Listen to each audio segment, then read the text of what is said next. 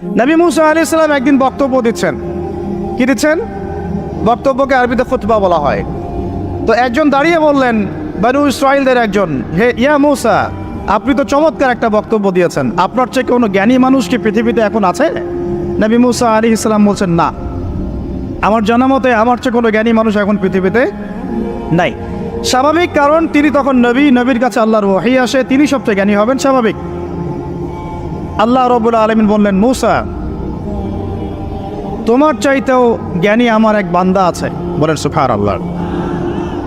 নবী মুসা আলাইহিস সালাম যখনই শুনতে পারলেন যে আমার চেয়েও জ্ঞানী একজন বান্দা আছেন, তিনি বললেন যে আমি তার সাথে দেখা করতে চাই, আমি তার সাথে দেখা করতে চাই। যুবকরা শোনেন, জ্ঞানী মানুষের সন্ধান পাওয়ার পরে নবী মুসা নবী হয়েও দূর দূরান্ত সফর করেছেন ওই জ্ঞানী মানুষের সাথে সাক্ষাৎ করার জন্যে।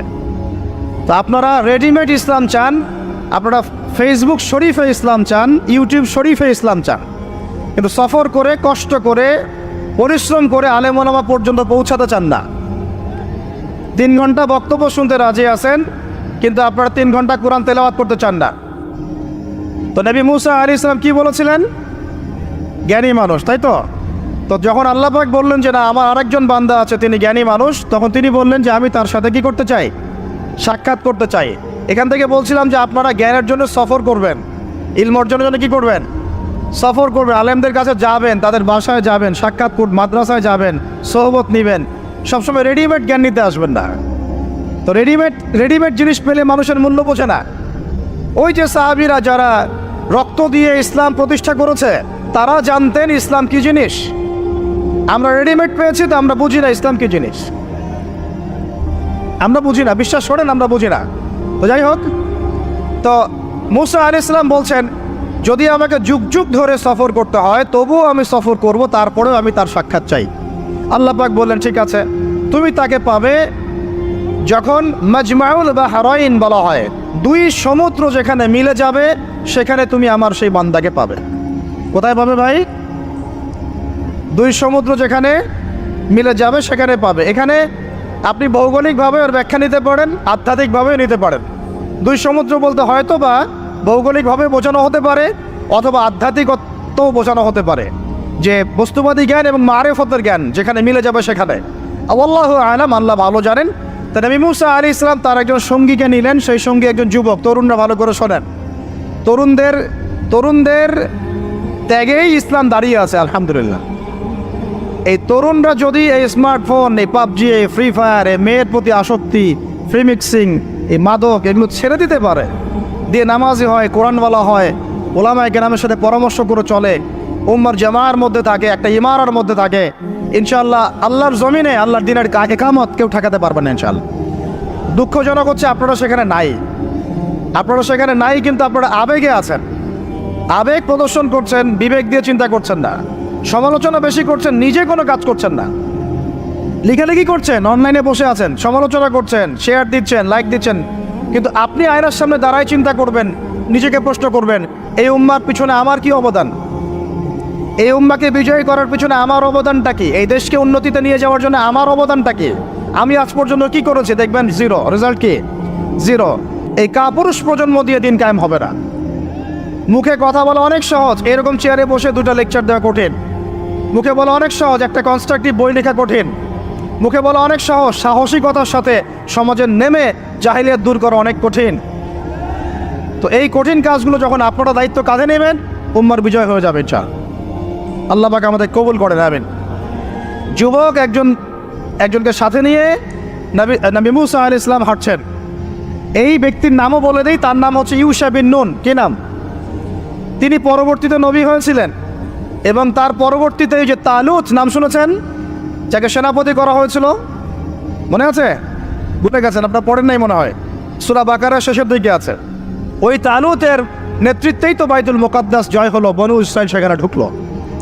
এবং তখন সূর্য ডুবে যাচ্ছিল, তিনি দোয়া করছিলেন, আল্লাহ সূর্যটাকে থামিয়ে দাও। আল্লাহ পাক বাইতুল মুকাদ্দাস বিজয়ের স্বার্থে সূর্যকে থামিয়ে দিলেন। সুবহানাল্লাহ। মহাবিশ্বে সূর্যের ঘূর্ণন থেমেছে একবার, মহাবিশ্বে সূর্যের ঘূর্ণন আল্লাহ থামিয়ে দিয়েছেন। কোরআন সাক্ষী আছে, হাদিস সাক্ষী আছে। আবার অচিরেই নবী সাল্লাল্লাহু আলাইহি ওয়াসাল্লাম বলেছেন, দাজ্জাল যখন আসবে, ওর শাসন যখন শুরু হবে, 40 দিনের প্রথম দিনটা হবে 1 বছরের সমান। এখন 1 বছরের সমান একদিন কিভাবে হতে পারে এটা আপনারা ভাববেন, যারা অ্যাস্ট্রোফিজিক্স পড়েন, যারা ফিজিক্স নিয়ে পড়েন, যারা অ্যাস্ট্রোনমি নিয়ে ঘাটাঘাটি করেন, আপনারা এটা তদন্ত করে দেখেন কিভাবে একটা বছর একদিনের সমান হতে পারে, একদিন 1 বছর সমান কেমন করে হতে পারে।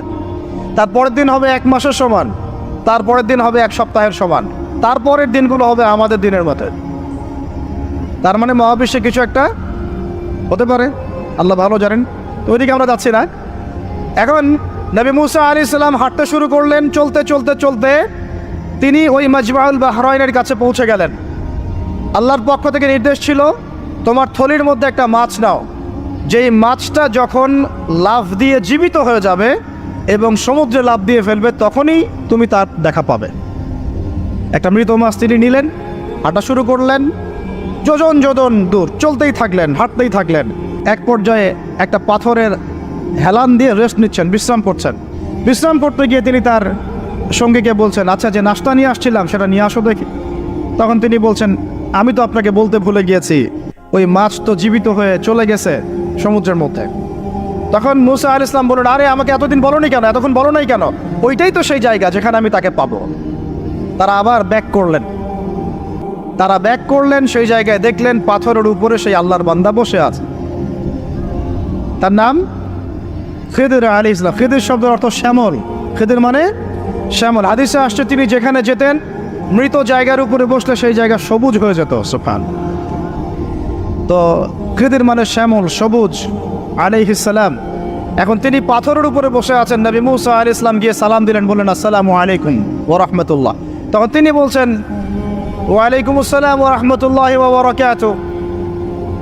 তো মুসা আলাইহিস সালাম বলছেন, আমি মুসা।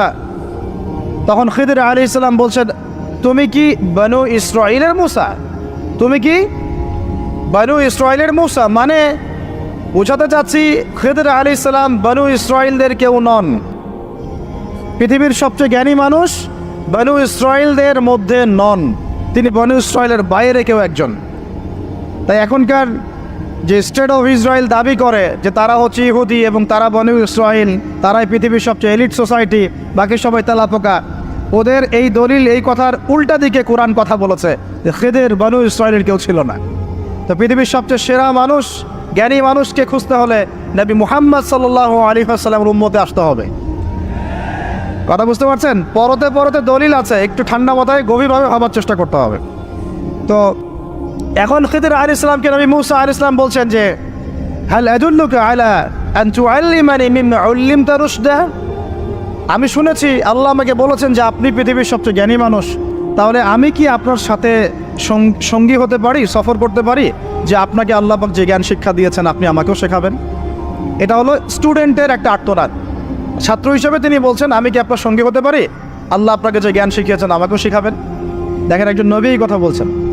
আর আমাদের তো মাশাআল্লাহ, ওই যে বললাম, জ্ঞান শেখার কোনো ফিকির নাই। 6 মাসের একটা কোর্স করতে পারি না, কোরআন তেলাওয়াত শিখবো 3 মাসের কোর্স করতে পারি না, 3 ঘন্টা ওয়াজ শুনতে রাজি, 3 ঘন্টা আমরা বই পড়তে পারি না। তো এই প্রজন্মটা দিয়ে হবে না ভাই। আমি আপনাদেরকে পরিবর্তন করতে চাই, আল্লাহ পাক যেন কবুল করেন, তৌফিক দান করেন।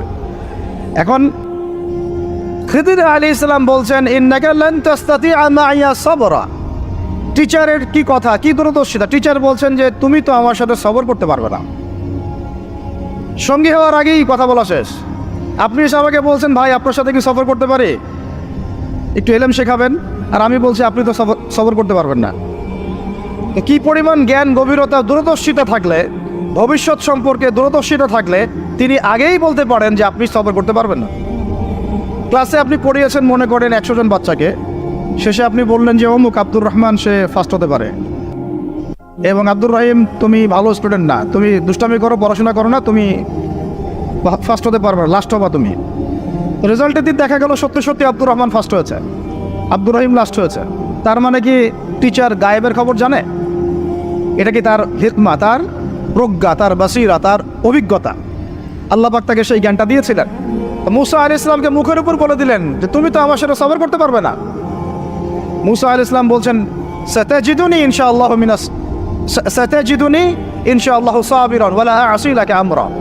ইনশাআল্লাহ আপনি আমাকে ধৈর্যশীল পাবেন এবং আমি আপনার কাজে কোনো বিঘ্ন সৃষ্টি করব না। তখন তিনি বলছেন, ঠিক আছে, যদি তুমি আমার সাথে যেতেই চাও তাহলে ফালা তাসআলনি আন শাই, আমার সাথে চলতে গেলে কোনো প্রশ্ন করা যাবে না। কেমন টিচার! টিচার দেখেন, আমার সাথে চলো, জ্ঞান অর্জন করতে চাও করো, কোনো প্রশ্ন করতে পারবে না।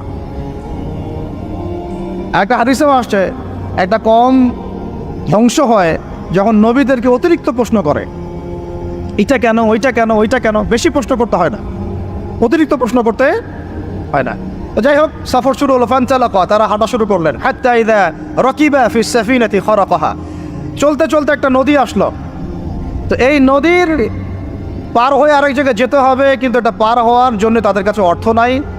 এক নৌকার মাঝি, সে বিনামূল্যে এটাকে পার করার জন্যে প্রস্তাব দিল, ঠিক আছে বিনামূল্যে পার করে দেব। সেই নৌকায় করে তারা যখন যাচ্ছেন, যেতে যেতে তীরে পৌঁছার আগেই সেই নৌকার তলদেশটা খিদির আলাইহিস সালাম ফুটা করে দিলেন। নেন এখন, এই কাজটা দেখে কি ভালো মনে হচ্ছে না খারাপ? আমি আপনার গাড়িতে করে ধরেন যাচ্ছি, গাড়িটা যখন আপনি আমার বাসা পর্যন্ত পৌঁছে দিবেন, তার আগে নামলাম, নাইমা আপনার টায়ার চেকটা পাস্ট করে দিলাম, আপনি আমাকে কি বলবেন? কিছু বলবেন না, ফেসবুকে গিয়ে স্ট্যাটাস দিবেন অথবা লাইভে আসতে পারেন, তাই না? এই আর কি। তো নবী মুসা আলাইহিস সালাম রিঅ্যাক্ট করলেন যে লাকাদ জি'তা শাইআন ইমরা, আপনি তো একটা অন্যায় কাজ করলেন মনে হচ্ছে। এটা কেন করলেন? যারা আমাদেরকে বিনামূল্যে বিনা পারিশ্রমিকে পার করে দিল, আপনি ওই নৌকা ফুটা করে ফেললেন। তখন খিদির আলাইহিস সালাম বললেন যে আমি তো তোমাকে বলেছি, আলাম আকুল লাক, আমি কি তোমাকে বলি নাই ইন্নাকা লান তাসতাতিআ মাইয়া সাবরা, তুমি আমার সাথে সবর করতে পারবে না? মুসা আলাইহিস সালাম বলছেন যে ঠিক আছে, আমি যে ভুলে গিয়েছি এই জন্য আমাকে পাকড়াও করেন না, আমি যে ভুলে গিয়েছি কথাটা, এই জন্য আমাকে পাকড়াও করেন, একটা চান্স দেন আমাকে। তো ঠিক আছে চলো। আবার ফানতালাকা, আবার তারা চলা শুরু করলেন। হাত্তা ইযা লাকিয়া গুলামান ফাকাতালাহ, এবার একটা ছোট্ট বালকের সাথে দেখা হলো। এই 8 বছর 10 বছর বয়স হবে, এই গোলাম বালকের সাথে দেখা হলো। ফাকাতালাহু, এবার খিদির আলাইহিস সালাম তাকে হত্যা করলেন। এটা বাচ্চাকে, এটা কেমন হলো? নৌকা ফুটা করার চেয়ে বেশি ভারী না হালকা? আরো ভারী। মুসা আলাইহিস সালাম বলছেন লাকাদ জি'তা শাইআন নুকরা, আপনি তো এবার জঘন্য একটা কাজ করলেন, আপনি তো পুরো একটা নিষ্পাপ বাচ্চাকে হত্যা করে ফেললেন। তারপরে বললেন যে এরপর যদি আরেকটা প্রশ্ন করো তাহলে তোমার সাথে আমার আর চলা হবে না, লাস্ট চান্স। ঠিক আছে চলেন। এবার চলতে চলতে ফানতালাকা হাত্তা ইযা আতায়া আহলা ক্বরিয়াতিন ইসতাতআমা আহলাহা ফাআবাউ আন ইউদাইফুহুমা, কোরআনে আসছে একটা করিয়া মানে একটা গ্রামের মধ্যে তারা ঢুকলেন। সেই গ্রামে ঢুকে মেহমানদারি চাইলেন, নাস্তা পানি চাইলেন আর কি। তো তারা মেহমানদারি করলো না, দূর করে তাড়িয়ে দিল। অনেকটা আমাদের ওই কলকাতার দাদাবাবুদের মতো। আর জিজ্ঞাসা করো যে খেয়ে আসছেন না খেয়ে যাবেন, এটা আমাদের আস্তে আস্তে আমাদের মধ্যে ছড়ায় পড়তেছে আর কি। মেহমান আসলে বিরক্ত হয়, কবে যাবে সেই ফিকির করে। তো এরা মেহমানদারি করলো না, উল্টা তাকে তাড়িয়ে দিল। তো যাই হোক, এখন মুসা আলাইহিস সালাম বলছেন যে এখানে একটা ঘটনা ঘটেছে।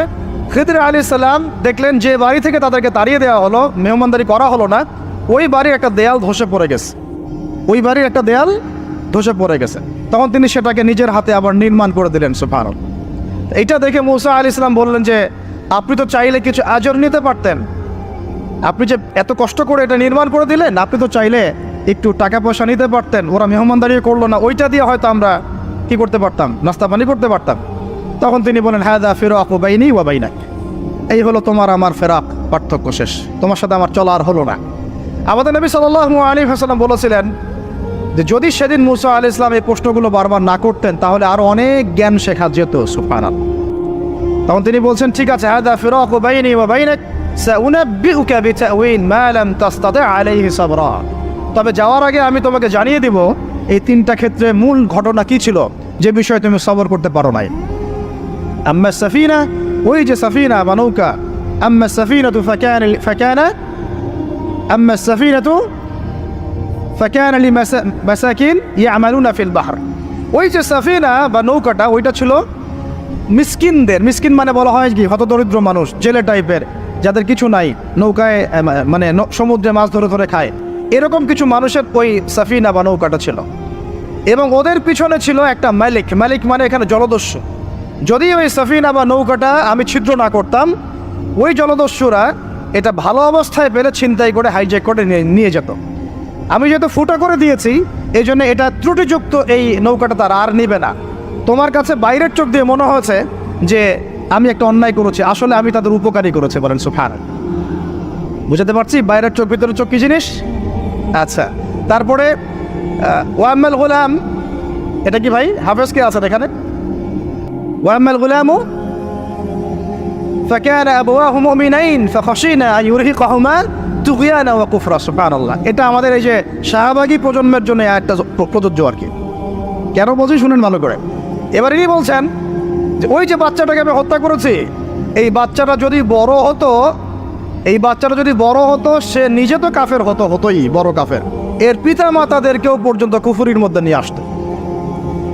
মানে একটা কাফের প্রজন্ম তো তৈরি করতোই, বরং এই কাফের মানুষকে কাফের করার জন্যে নাস্তিক মুরতাদ বানানোর মিশন নিয়ে মাঠে নামতো। মেলে না? ওই জন্য আমি ছোটোবেলায় এদেরকে হত্যা করে দিয়েছি যাতে বড় হয়ে কাজটা করতে না পারে। কথা বুঝতে পারছেন? আর তিনি বলছেন আমি এটা নিজের ইচ্ছায় করি নাই, ওমা ফাআলতু আন আমরি, আমি এটা নিজের ইচ্ছায় করি নাই, এটা আল্লাহ পাকের আদেশ ছিল। বলি সুবহানাল্লাহ। আর ওয়াম্মাল জিদার ফাকানা লিগুলামাইনি ইয়াতীমাইনি ফিল মাদিনা ওয়া কানা তাহতাহু কানজুন লাহুমা। সুবহানাল্লাহ। আর 3 নাম্বার তিনি বলছেন আর ওই যে দেয়ালটা আমি নির্মাণ করেছি, এই দেয়ালটা ছিল ওই বাড়ির 2 এতিম বালকের। সুবহানাল্লাহ। ওয়া কানা আবুহুমা সালিহা, তাদের বাবা ছিল সৎ। আর ওই দেয়ালের নিচে তাদের বাবা মায়ের রেখে যাওয়া পৈতৃক সম্পত্তি খাজানা ছিল। যদি দেয়াল নির্মাণ না করতাম মানুষ সেই খাজানা নিয়ে চলে যেত। দেয়াল নির্মাণ করেছি, ওরা যখন বড় হবে তখন ওই খাজানা তারা অটোমেটিকলি পেয়ে যাবে। তো 3টা ক্ষেত্রেই হে মূসা তুমি সবর করতে পারো নাই, তোমার কাছে মনে হয়েছে যে আমি অন্যায় করছি, কিন্তু আসলে এই প্রত্যেকটা ক্ষেত্রে আমি সঠিক ছিলাম, তুমি ভুল ছিল। এখানে একটা চমৎকার শিক্ষা আছে, একটা চমৎকার গভীর একটা শিক্ষার ব্যাখ্যা আছে, অন্তর্দৃষ্টির শিক্ষা, যে শুধুমাত্র বাইরের চোখ দিয়ে আর বাইরের এইসব সাক্ষরতার হাত দিয়ে সার্টিফিকেট দিয়ে নাম সিগনেচার করে এত বইপত্র পড়েই মানুষ প্রকৃত শিক্ষিত হয় না। একটা গভীর একটা বুঝ দরকার, আল্লাহর মারেফত দরকার, আল্লাহর নূর দরকার, তাসকিয়া দরকার, দূরদর্শিতা দরকার, যেটাকে আমরা হিকমা বলি। ওয়ামা ইউতাল হিকমা ফাকাদ উতিয়া খায়রান কাসীরা। আল্লাহ বলেছেন যাকে হিকমা এবং প্রজ্ঞা দেওয়া হয়েছে তাকে অনেক প্রচুর কল্যাণ দিয়ে দেওয়া হয়েছে। এখানে দেখেন একজন নবী হয়েও তিনি বুঝতে পারেন নাই এই 3টা ঘটনার পিছনের কারণ কি, অথচ খিদর আলাইহিস সালামকে আল্লাহ পাক এমন জ্ঞান দিয়েছিলেন যেই জ্ঞান দিয়ে তিনি ব্যাখ্যা করলেন যে পিছনের কারণ কি ছিল। এখন এই ঘটনাটা আপনার আমার জন্য শিক্ষাটা কি, এই যুগের সাথে কি সম্পর্ক? আমি বলেছি সূরা কাহফ আপনাকে দাজ্জাল থেকে বাঁচাবে। আমি বলেছি সূরা কাহফ সেই সূরা যা আপনার অন্তর্দৃষ্টি ভিতরের চোখ খুলে দিবে, আপনার কলবে নূর নিয়ে আসবে। আপনি এমন কিছু দেখবেন, বুঝবেন, শুনবেন যা সবাই বুঝতে পারছে না, সবাই শুনতে পারছে না, সবাই দেখতে পারছে না।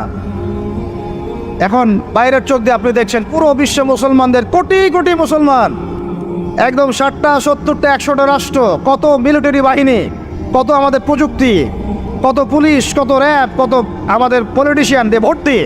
আদতে ভিতরের চোখ দিয়ে দেখলে আপনি দেখবেন পুরো বিশ্বের এই লক্ষ কোটি মুসলমান আজকে জাতিসংঘের হাতে বন্দী হয়ে গেছে। ও যদি বলে ডানে যাও, মুসলমানরা ডানে যায়, যদি বলে বামে যাও, মুসলমানরা বামে যায়, কিছুই করার নাই। এটা ভিতরের চোখ দিয়ে আমরা দেখছি, ভিতরের চোখ দিয়ে। এটাকে ফর্ম করা হয়েছে দ্বিতীয় বিশ্বযুদ্ধের পরে 1945 সালের দিক থেকে। এটার এজেন্ডাই ছিল একটা, যে পুরো বিশ্বের কাফেরদেরকে ঐক্যবদ্ধ করা এবং সারা বিশ্বের মুসলিমদেরকে নির্যাতন করা। প্রত্যেকটা জায়গায় মুসলিমরা যেখানে নির্যাতিত হয়েছে এর পিছনে এদের একদম স্পষ্ট ভূমিকা ছিল। এখন পর্যন্ত যদি আগামীকাল আপনি শোনেন যে গাজার মধ্যে 1000 শিশুকে হত্যা করা হয়েছে, তবুও এরা ঐক্যবদ্ধভাবে মাজলুমদের পক্ষে কোনো অবস্থান নেবে না। এরা বরং ওই জালেমদের পক্ষে অবস্থান নেবে এবং বলবে আমরা আমাদের বন্ধুদের সাথে আছি। এটা হচ্ছে আসল চরিত্র, যেটা আপনি বাইরের চোখ দিয়ে বুঝতে পারছেন না, কিন্তু আপনি খিদির হলে বুঝতে পারতেন আসল ঘটনা কি। আমার কথা কি বুঝতে পারছেন?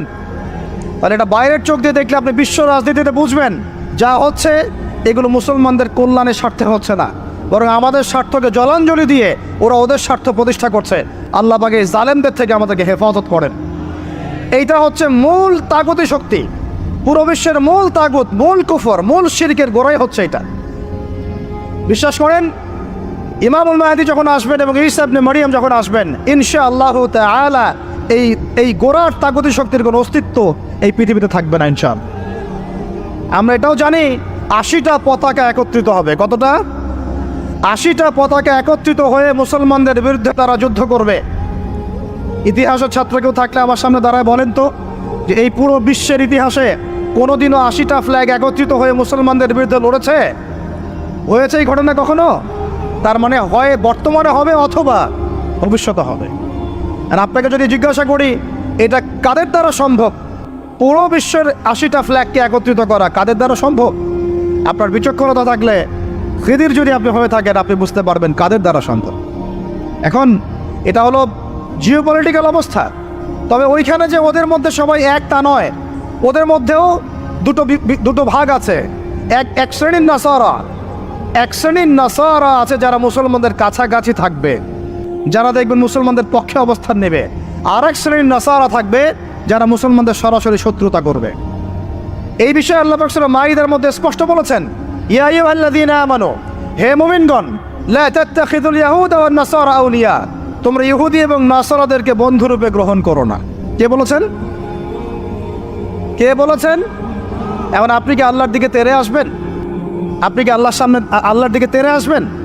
হ্যাঁ, আল্লাহ আপনি কেন এই কথা বললেন, আপনি কেন অসাম্প্রদায়িক কথা বললেন, এমন কথা বলবেন? আল্লাহ বলছেন সূরা মাইদা আয়াত নাম্বার 51-তে, কত নাম্বার? আল্লাহ বলছেন, ইয়া আইয়ুহাল্লাযীনা আমানু, হে মুমিনগণ, তোমরা যদি মুমিন হয়ে থাকো, লা তাত্তাখিযুল ইয়াহুদা ওয়ান নাসারা আউলিয়া, ইহুদি এবং নাসারাদেরকে বন্ধুরূপে গ্রহণ করুন। এখন কি আল্লাহ পাক সব ইহুদিকেই বলছেন, সব ইহুদি সব নাসারাকেই বলছেন, সব খ্রিস্টানকে বলছেন? উত্তর না। কাদেরকে বলছেন? বা'দুহুম আউলিয়া ও বা'দ, ইহুদি নাসারার মধ্যে যারা একে অপরের বন্ধু, ইহুদি নাসারাদের মধ্যে যারা একে অপরের বন্ধু, আল্লাহ পাক তাদেরকে আমাদেরকে বন্ধুরূপে গ্রহণ করতে নিষেধ করেছেন। কেন? আল্লাহ পাক বলেছেন, ওয়া মা ইয়াতাওয়াল্লাহুম মিনকুম ফাইন্নাহু মিনহুম, তোমাদের মধ্যে কেউ যদি ওদের দিকে চলে যায়, ওদের দিকে মুখ ফিরায়, ওদের সাথে বন্ধুত্ব করে, অ্যালায়েন্স করে, তাহলে সে এই উম্মার কেউ না, সে তাদের অন্তর্ভুক্ত হয়ে যাবে। নাউযুবিল্লাহ। এখন আপনি বলেন তো, সারা বিশ্বের ইহুদি এবং খ্রিস্টানরা কি একসাথে আছে? না, ওদের মধ্যে কিন্তু বিভক্তি আছে, আছে না? ওদের মধ্যে বিভক্তি আছে। খেয়াল করে দেখেন, এই ইস্যুগুলোতেও সব খ্রিস্টান কিন্তু একসাথে ইহুদিদের পক্ষ নেয় নাই। ভালো করে খেয়াল করে দেখবেন, বোঝার চেষ্টা করবেন, ওয়ার্ল্ড অ্যাফেয়ার্স বুঝবেন। ওদের মধ্যে ডিভাইডেশন আছে। আল্লাহ পাক বলছেন সব ইহুদি সব খ্রিস্টান খারাপ এমন নয়, তাদের মধ্যেও ভালো মানুষ আছে। কিন্তু যে ইহুদি যে খ্রিস্টানরা একে অপরের বন্ধু, তাদেরকে তোমরা বন্ধুরূপে গ্রহণ করো না। তাহলে আমাকে বলেন তো, স্ট্রেট ফরওয়ার্ড বলি, যে যারা প্যালেস্টাইনে জুলুম করছে, যে জারজ রাষ্ট্র, তাদের বন্ধু কোন খ্রিস্টানরা? কোন পৃথিবীর কোন সভ্যতার খ্রিস্টান রাষ্ট্রগুলো ওকে মদদ দিয়েছে বলেন তো দেখি? সর্বপ্রথম ওকে বড় করেছে ব্রিটেন। কে বড় করেছে? এবং এই পশ্চিমা সভ্যতা, ওর সাথে আরও অনেকগুলো কান্ট্রি আছে। তারপরে দ্বিতীয় বিশ্বযুদ্ধের পর 1914 সালে যখন অটোম্যানদেরকে পরাজিত করা হয়েছে, তখন ব্রিটেন ইহুদিদেরকে ঢুকিয়েছে জেরুজালেমে। তারপরে পেলে বড় করেছে। তারপর যখন ওরা একটু শক্তিশালী হয়ে গেছে, তখন ব্রিটেনের রোল শেষ। দ্বিতীয় বিশ্বযুদ্ধের পর সে দায়িত্ব চাপিয়ে দিয়েছে আমেরিকার হাতে। এরপরে সে এই জারজ রাষ্ট্রটাকে আস্তে আস্তে বড় করতে করতে ওই শিশু থেকে একদম ঘোড়সাওয়ারের ঘোড়ায় পরিণত করেছে, আরও শক্তিশালী করেছে। এবং বিগত 1945 থেকে এই 2024 পর্যন্ত, এখন পর্যন্ত প্রত্যক্ষ মদত দিয়ে সে তাকে বিশ্বের রুলিং স্টেট বানিয়েছে। এখন সে বিশ্বের মুসলমানদেরকে বলে, ওঠো, মুসলমানরা ওঠে, বসতে বললে বসে। বাস্তবতা এটা না যে আপনার অনেক মসজিদ আছে, অনেক মাদ্রাসা আছে, অনেক মুসলমান, আপনারা যুব সমাজের একদম বিস্ফোরণ, একজন বক্তা আসছে, একদম আল কোরআনের আলো ঘরে ঘরে জ্বালো, আদতে এগুলোর কোনো মূল্য হচ্ছে না। আদতে এগুলো দিয়ে সারা বিশ্বে দিন প্রতিষ্ঠা হচ্ছে না। কারণ বিশ্বের বাস্তবতা আমরা বুঝতে পারি নাই। বিশ্বের বাস্তবতা বুঝতে হলে খিজির হতে হবে। বিশ্বের বাস্তবতা এইটাই যে ওরা এখন এত শক্তিশালী একটা অবস্থায় গিয়েছে, ওখান থেকে আমাদেরকে তারা কন্ট্রোল করা শুরু করেছে বিগত প্রায় 100 বছর থেকে। কত বছর থেকে? এগুলো আমাদের হুঁশই নাই। আমরা মনে করি মাশাআল্লাহ, আমি 5 ওয়াক্ত নামাজ পড়ি, কাম খালাস, আমি যাকাত দিয়েছি, কাম খালাস, আমি একদম পর্দা করি, মাশাআল্লাহ, সব কাম খালাস, আমি একটা মসজিদ করেছি, ব্যাস কাম খালাস, আমি মাশাআল্লাহ একটা মাদ্রাসা চালাই, বাস দিন কায়েম হয়ে গেছে। No, not at all. Question কালেও না। যতদিন পর্যন্ত মুসলমানরা আবার সেই ওমর ইবনে খাত্তাবের শাসন কায়েম করতে পারে নাই, এই বিশ্বে মুসলমানরা স্বাধীন নয়। আমরা এখনো স্বাধীনতা অর্জন করতে পারি নাই। আমরা সেদিন স্বাধীনতা অর্জন করতে পারবো যেই দিন বাইতুল মুকাদ্দাস আমাদের হাতে হবে ইনশাআল্লাহ। ওই দিন আমরা 10 গুণ মূল্য আদায় করবো ইনশাআল্লাহ। এই যে আমাদের এক একটা ভাই, এক একটা বোন, এক একটা আমাদের শিশু, এদের এক একটা রক্তের, মুসলিমদের রক্তে 10 গুণ চড়া মূল্য আদায় করবো ইনশাআল্লাহ। আল্লাহ নবী সেটা বলেছেন যে ইহুদিদের বিপক্ষে কথা বলবে পাথর এবং গাছ, পাথর এবং গাছ পর্যন্ত, হাত্তা ইয়াকুলুশ শাজার ওয়াল হাজার, এমনকি গাছ এবং পাথর কথা বলা শুরু করবে। ইয়া মুসলিম, হে মুসলিম সৈন্য, ইন্না ওয়ারাইল ইয়াহুদ, আমার পিছনে ইহুদি সৈন্য দাঁড়িয়ে আছে, তাল ফাকতুলহু, আসো একে হত্যা করে যাও। এই দৃশ্য দেখার জন্য এখনো এই সভ্যতা বাকি আছে ইনশাআল্লাহ। ইনশাআল্লাহ আমরা 10 গুণ চড়া মূল্য আদায় করবো ইনশাআল্লাহ। আমাদের মুসলিম ভাইদেরকে হত্যা করা হয়েছে, আমাদের বাচ্চাদেরকে বোম মেরে হত্যা করা হয়েছে, আমাদের বোনদেরকে দিনের পর দিন ধর্ষণ করা হয়েছে, বিগত 100 বছর হয়ে গেল।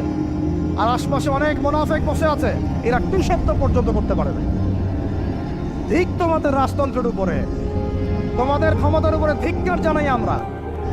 যেই ক্ষমতা নিয়ে তোমরা ইহুদিদের বিরুদ্ধে দাঁড়াতে পারো না, এই ক্ষমতার উপর আমরা ধিক্কার জানাই। ওর যে ওই মুসলিম ভাইরা অনেক ভালো, যারা ওই গুটি কয়েক লাঠিসোঁটা নিয়ে এদের প্রতিবাদ করেছে। ইনশাআল্লাহ এই প্রতিবাদ কিয়ামত পর্যন্ত থাকবে ইনশাআল্লাহ। আর আমাদের সরকার যদি আমাদেরকে সুযোগ করে দেয়, ইনশাআল্লাহ আমরা সেখানে শরীক হব ইনশাআল্লাহ। আমরা তো আর বিচ্ছিন্নভাবে শরীক হতে পারবো না। আমরা একটা জাতি গঠন করব। আমরা তো রাষ্ট্রের বাইরে না, আমরা সরকারের বাইরে না, আমরা বিদ্রোহী না, আমরা সরকারের বিরুদ্ধে কোনো অবস্থান নেই না।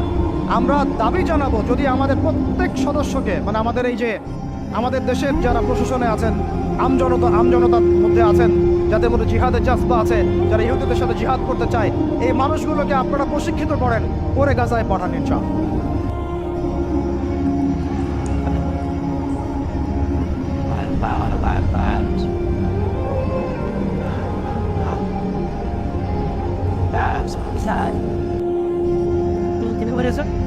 আমি এখানে গরম গরম বক্তব্য দিতে আসে নাই। এখানে গরম গরম বক্তব্য দিয়ে আপনাদেরকে উত্তেজিত করা আমাদের উদ্দেশ্য না। উদ্দেশ্য হচ্ছে বিশ্বের প্রেক্ষাপটটা বোঝানো। এই বিশ্বে আমরা স্বাধীন হতে এখনো পারি নাই। যেদিন পারবো, কোন দিন পারবো, যেদিন বাইতুল মুকাদ্দাস আমাদের হাতে আসবে, বিশ্বাস করেন ওই জায়গা থেকেই ইনশাআল্লাহ অচিরে ঈসা ইবনে মারইয়াম সারা বিশ্বকে শাসন করবে ইনশাআল্লাহ। ওই সময় দেখবেন মুসলমানরা স্বাধীনতা কাকে বলে। আমি বলেছি এক একটা জুলুমে 10 গুণ চড়া হিসেবে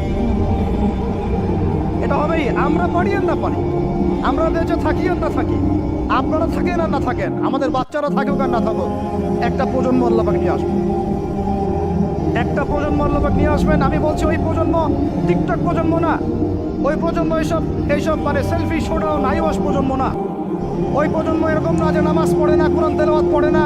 ওই প্রজন্ম এমন না দাওয়াতের মেহনত নাই, ওই প্রজন্মের জিহাদের কোনো জজবা নাই, ওই প্রজন্মের মধ্যে ইসলামের সাথে এই কোনো জ্ঞান নাই, ওলামায়ে কেরামের কোনো সহবত নাই, দিন প্রতিষ্ঠার কোনো ফিকির নাই।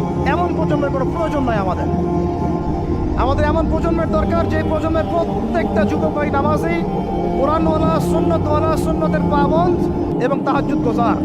এক কথায় রাতের বেলার দরবেশ, দিনের বেলার ঘোড়সাওয়ার। এইরকম প্রজন্ম যখন আমরা করতে পারবো, ওই দিন ইনশাআল্লাহ এই মাহফিল বলেন, এই মসজিদ, মাদ্রাসা, এই রাষ্ট্র সব সফল হবে ইনশাআল্লাহ। এখন শুধু বেসিক কাজ করা হচ্ছে, আমাদের মূল গন্তব্য বাইতুল মুকাদ্দাস। ওইটা না আসা পর্যন্ত আমাদের শান্তি নাই, ঘুম নাই। কারণ ওরা আপনাকে ঘুমাতে দিবে না তো। আপনারা কি মনে করেছেন যে ওরা শুধু অতটুকু গাজার অতটুকু জায়গায় চায়? কোশ্চিন কালেও নয় যে আরবরা ওদের বিরুদ্ধে এখন কথা বলতে সাহস পাচ্ছে না, ওই এক একটা আরব রাষ্ট্রও দখল করে ছাড়বে দেখে নিয়ে। আমি যদি এটা চাচ্ছি না, দোয়া করি না, কিন্তু ওদের এজেন্ডা এটাই যে পুরো, আমি আখিরুজ্জামানের স্টুডেন্ট, ওদের এজেন্ডা জায়নিজম, পেট্রোডলার থেকে শুরু করে প্যালেস্টাইন ইস্যু নিয়ে আমি আলহামদুলিল্লাহ বিগত 5-7 বছর থেকে পড়াশোনা করেছি। আমি আমার টুপির নিচ থেকে কথা বলছি না। ওদের এজেন্ডা হচ্ছে পুরো হোলি ল্যান্ডটা তারা দখল করতে চায়। হোলি ল্যান্ড কাকে বলে এটাও তো আমরা জানি না। ওরা শুধুমাত্র ওই ওয়েস্টার্ন ব্যাংক আর বাইতুল আকসা, বাইতুল মুকাদ্দাস আর এই গাজার অংশটুকু দখল করতে ওখানে আসে নাই। ওরা এসেছে পুরো হোলি ল্যান্ডটাকে দখল করতে। আমি ওলামা সম্মেলনে বলেছিলাম, পুরো হোলি ল্যান্ড তারা দখল করতে এসেছে। হোলি ল্যান্ড মানে মিশরের নীল নদ থেকে শুরু করে ইরাকের ইউফ্রেটিস নদী পর্যন্ত এই পুরো জায়গাটা তারা দখল করতে চায়। কেন চায়? কারণ তারা মনে করে ওই জায়গাটা সৃষ্টিকর্তা তাদেরকে দিয়েছেন। তারা মনে করে ওইটা হচ্ছে তাদের মাসিহ আসার জায়গা, এবং ওই জায়গা থেকে তাদের মাসিহ, তথাকথিত মাসিহ মানে মাসিহুদ দাজ্জাল পুরো বিশ্বকে শাসন করবে এবং তারা তাকে সঙ্গ দিবে। এটা ওদের এজেন্ডা, এটা ওদের ভিশন। যত কিছু ওরা পৃথিবীতে করছে এই ভিশনটাকে কাজে লাগিয়ে, এই ভিশনটাকে পিছনে রেখে তারা এই কাজগুলো করছে। এটা আপনি বুঝতে পারবেন না বাইরের চোখ দিয়ে, ভিতরের চোখ দিয়ে পড়াশোনা করেন না, খেদির হন, বুঝতে পারবেন। ওরা বাইতুল মুকাদ্দাস চায় না, পুরো হোলি ল্যান্ডটাই দখল করতে চায়। এ কারণে এই উদ্দেশ্যেই তারা বিগত 100 বছর থেকে পুরো ওয়ার্ল্ড অ্যাফেয়ার্সের আগে রাজনীতির নিয়ন্ত্রণ নিয়েছে। কিসের নিয়ন্ত্রণ নিয়েছে? আপনি নিচু জায়গায় যত কথাই বলেন, ওই জায়গার ক্ষমতা আপনার হাতে না থাকলে আপনি জনগণকে সর্বোচ্চভাবে ইসলামের দিকে আনতে পারবেন না। আপনি এখন যদি সবাইকে জোর করে মাস্ক পরাতে পারেন আইন প্রয়োগ করে, এভাবে ওই ক্ষমতা হাতে থাকলে প্রত্যেক জনগণকে কোরআনও শেখানো যায়। ওই ক্ষমতাটা ইসলামের দরকার আছে। যদি ওই ক্ষমতার বলে প্রত্যেক মানুষকে মসজিদে সোশ্যাল ডিস্টেন্স মেনটেন করানো যায়, তাহলে ওই ক্ষমতা যদি হাতে থাকতো প্রত্যেক মা বোনকে পর্দা করানো যেত, প্রত্যেক যুব ভাইকে দিন শেখানো যেত, বাধ্যতামূলক কোরআন শিক্ষাও চালু করা যেত, বাধ্যতামূলক কোরআন শিক্ষার সাথে হাদিসের শিক্ষা চালু করা যেত, সিলেবাসের মধ্যে নবীর সিরাত সংযোজন করা যেত। ইসলামে এই ক্ষমতাটা দরকার আছে, কিন্তু এটাকে অ্যাচিভ করার যে পথ পদ্ধতি, এই পথ পদ্ধতির মধ্যে আমরা আসলে কেউ নাই। নবীর তরিকার মধ্যে আমরা নাই, আমরা পড়ে আছি পশ্চিমা তরিকার মধ্যে। পশ্চিমা তরিকা দিয়ে ওই জায়গায় আপনি যেতে পারবেন না, আর যদি যেতে পারেনও পশ্চিমারা আপনাকে সেখানে থাকতে দিবে না। আমাদের এখানে সবচেয়ে ভালো মানুষ যিনি, এখানকার এই এলাকার যিনি দায়িত্বশীল, তিনি যদি সবচেয়ে প্রত্যেকী পরেজগার মানুষ হন, তিনিও যদি দাঁড়িয়ে বলেন যে আমি ইসলামের পক্ষে আছি, কোরআনের পক্ষে আছি, হাদিসের পক্ষে আছি, আমি বাইতুল মুকাদ্দাসের পক্ষে আছি, মাজলুম ফিলিস্তিনিদের পক্ষে আছি, তার উপর থেকে চাপ চলে আসবে। কারণ পুরো বিশ্বের শক্তিটা নিয়ন্ত্রণ করছে এখন ইহুদিরা, নাসারারা, জায়নিস্টরা। ওই জায়গায় যতক্ষণ পর্যন্ত আঘাত না পড়ছে ততক্ষণ পর্যন্ত আপনি বিশ্বে স্বাধীন হতে পারবেন। অতএব বাইরের চোখ দিয়ে না, ভিতরের চোখ দিয়ে দেখতে শিখুন। তো ভিতরের চোখ পুরো জিও পলিটিক্সটা আপনাকে বুঝাবে। ভিতরের চোখ দিয়ে দেখলে আপনি দেখবেন মুসলমানরা এখনও তাদের অধীনে পরাধীন হয়ে আছে। এখান থেকে আমরা স্বাধীনতা চাই ইনশাআল্লাহ। আল্লাহ পাক আমাদেরকে সেই স্বাধীনতা অর্জন করার তৌফিক দান করেন। এবার অর্থনৈতিক জীবনে আসেন। অর্থনৈতিক জীবনে এসে দেখবেন আপনি মাশাআল্লাহ মনে করবেন যে আপনি তো হালাল খাচ্ছেন, হ্যাঁ গরুর গোশত খাচ্ছেন প্রত্যেক জুমায়, আমরা মাশাআল্লাহ মুরগির রোস্ট খাচ্ছি। ঢাকার মানুষ তো খালি খায় আর খায়, সবাই খাচ্ছে মাশাআল্লাহ বসে, ছেলে মেয়ে, ফুচকা চটপটি এইটা ওইটা, খাবারের দোকানের অভাব নাই, সবাই খাচ্ছে। ভাবখানা এমন যে দুনিয়াতে এসেছেই খাওয়ার জন্যে। দুনিয়াতে আসছে 3টা কাজ, খাবো, টয়লেট করবো আর মেয়েদের সাথে সহবাস করবো, ব্যাস, দ্যাটস অল। ভাবখানা দেখলে এমন মনে হয় আমাদের। আল্লাহ পাক আমাদেরকে বুঝদান করেন, হেফাজত করেন। এইগুলো করতে দুনিয়াতে আসি নাই আমরা, এগুলো আমাদের মূল কাজ নয়, এগুলো আমাদের প্রয়োজন। আপনি মনে করছেন যে মাশাআল্লাহ সবাই হালাল খাচ্ছি, বিশ্বাস করেন পুরো বিশ্বের অর্থনীতি সুদ ভিত্তিক। একদম খোলামেলা বা কুল বলেন সাদিদা বললাম, আল্লাহ পাক বলেছেন একদম স্পষ্ট সরাসরি খোলামেলা কথা বলো, পুরো বিশ্বের অর্থনীতি সুদ ভিত্তিক। যারা এই পুরো বৈশ্বিক অর্থনৈতিক সিস্টেমের মধ্যে ঢুকে গেছে, অর্থাৎ ওয়ার্ল্ড ব্যাংক, IMF এবং ফেডারেল রিজার্ভ ব্যাংকের আওতায় চলে আসছে, এরকম কোনো সেন্ট্রাল ব্যাংক 100% সুদ মুক্ত হতে পারবে না। ফুল স্টপ, কোনোভাবেই সম্ভব না। আপনি যত বড় মুসলিম কান্ট্রি হন না কেন, আপনি এদের আওতায় থাকলে কোনো অবস্থাতেই সুদ মুক্ত থাকতে পারবেন না।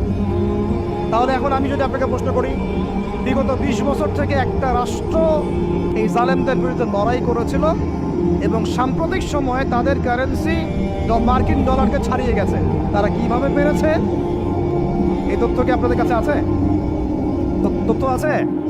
নাম মেনশন করার দরকার নাই, আপনারা বুঝতে পারেন কি পারেন না? এই মোল্লাদের দৌড় মসজিদ পর্যন্ত নয়, এই মোল্লাদের দৌড় হবে বাইতুল মুকাদ্দাস পর্যন্ত ইনশাআল্লাহ। ওইখানে নামাজ না পড়া পর্যন্ত এদের ঘুম হবে না ইনশাআল্লাহ। দেখে নিয়ে এক কথা হচ্ছে, তারা পড়লো কি হবে? অনেক কারণ, যাকাত ভিত্তিক অর্থনীতি, তারপরে দ্বৈত অর্থনীতি, হালাল অর্থনীতি, দুর্নীতি কমানো, কৃষিভিত্তিক অর্থনীতি। 3 বছরের মধ্যে ঘুরে দাঁড়িয়েছে, মাত্র 3 বছরের মধ্যে। সারা বিশ্বের অর্থনীতি এখন সুদ ভিত্তিক। এখান থেকে ঘুরে দাঁড়াতে হলে আমরা অবশ্যই পারবো, কেন পারবো না? আমাদের প্রথম কাজ করতে হবে সমস্ত দুর্নীতি বন্ধ করে ফেলতে হবে, 1 নম্বর। যত কালো টাকা সব সাদা করে ফেলতে হবে, এবং যারা কালো টাকার সাথে সম্পৃক্ত সবগুলোকে ধরবেন, ভিতরে ঢুকাই ফেলবেন একদম। ওমরের শাসন, একদম ওমরের শাসন কায়েম করে ফেলতে হবে। আমরা সে জায়গায় যেতে চাচ্ছি না, আমরা বলছি আপনারাই সেই কাজ করেন। আমরা উদাত্ত আহ্বান জানাচ্ছি, যেই থাকুক করে আমরা দোয়া করতে সমস্যা আছে? আমরা সেই জায়গায় জোর করে যেতে চাচ্ছি না, অন্তত আমার এই ইচ্ছা নাই। আর আমি কোনো পলিটিক্যাল দলের মানুষও না, জীবনে করিও নাই, করার ইচ্ছাও নাই। আমি আমার অনুরোধ, আমার আক্ষেপ, আমার আবদার হচ্ছে সমস্ত দুর্নীতিবাজদেরকে ধরবেন আর সাইজ করবেন। উমর রাদিয়াল্লাহু তাআলা আনহুর মতো সে যদি দাড়িওয়ালাও হয়, টুপিওয়ালাও হয়, পাগড়িওয়ালা হয়, জুব্বাওয়ালা হয়, ইমাম হয়, তবু তাকেও ধরবেন, কোনো সমস্যা নেই। সমস্ত কালো টাকাকে সাদা করে ফেলবেন, দেখবেন এমনি বাইতুল মালের সম্পদ বেড়ে গেছে আলহামদুলিল্লাহ। দ্বিতীয় কাজ, যাকাত ভিত্তিক অর্থনৈতিক সিস্টেম চালু করা। বাংলাদেশে এমন প্রচুর মানুষ আছে যাদের একজনের যাকাতের টাকা দিয়ে একটা গ্রামের মানুষকে খাওয়ানো যাবে ইনশাআল্লাহ। এরা যাকাত দেয় না, এরা ট্যাক্সও দেয় না, সরকারকে করও দেয় না, যাকাতও দেয় না। এই ট্যাক্স ফাঁকি দেওয়া মানুষ, কর ফাঁকি দেওয়া মানুষ, এই জোচ্চরদেরকে ধরতে হবে, ধরে এদের কাছ থেকে যাকাত আদায় করতে হবে, বাধ্যতামূলক যাকাত আদায় করতে হবে। তারপরে দেখবেন আমরা বৈদেশিক ঋণের জন্য বসে থাকার কোনো প্রয়োজন হবে না, আমাদের টাকা দিয়ে আমরাই চলতে পারবো ইনশাআল্লাহ। 3 নম্বর হচ্ছে দ্বৈত অর্থনীতি। ওরা কিন্তু একটা কারেন্সি চালায় নাই, একাধিক কারেন্সি চালিয়েছে। এটা অর্থনীতিবিদ যারা তারা বুঝবেন। একটা কারেন্সির অনেক দুর্বলতাও আছে, এগুলো নিয়ে আমি খোলামেলা কথা এই মাহফিল স্টেজে বলতে পারবো না। বসতে চাইলে বসেন আমার সাথে, অর্থনীতি নিয়ে বসতে চাইলে আমার সাথে বসেন, আমরা আলোচনা করি, কথা বলেন, আমাদেরকে মূল্যায়ন করেন, কথা শোনেন,